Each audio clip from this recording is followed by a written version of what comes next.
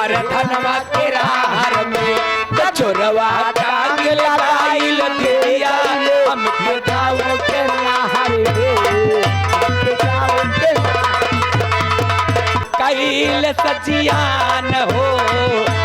आफत में काई देल से हमर परान हो कैल सजियान आफत में काई देल से हमर परान हो तोड़ दिल से बाली रे दिदिया भैल जिनगिया चार पर धनवा के रार में वही मुखिया के रार में कि चोरवा टांग ले गाइल दिदिया हमके गाँव के नार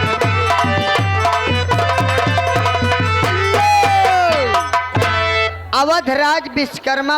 राजा चूहे मोर जवानी जैसे चूहे महुआ राजा ये चूहे मोर जवानी राजा चूहे मोर जवानी चूहे मोर जवानी राजा चूहे मोर जवानी जैसे चूहे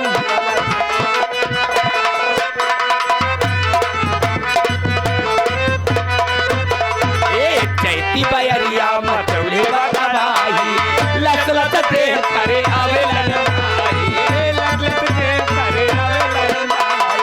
चैती बयरिया मन मचला लस लस देह करे आवे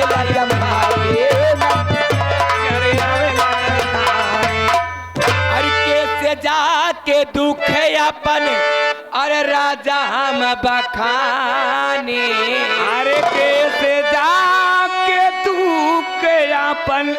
राजा हम बखाने अरे जैसे चूहे महुआ जैसे चूहे महुआ राजा चूहे मोर जवानी हेलो हेलो तेरी ना लगा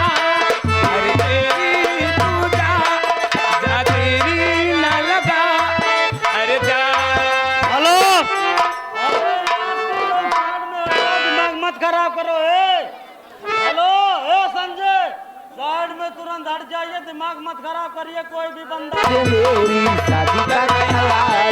दिल में आया है इसीलिए मम्मी ने मेरी आगे चाय पे बुलाया है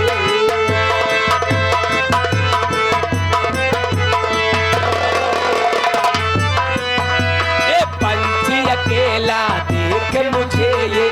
जाल बिछाया है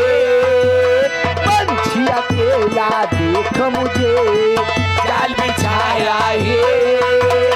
इसीलिए मम्मी ने मेरी तुझे चाय पे बुलाया हेलो हेलो टाटा ठीक तुम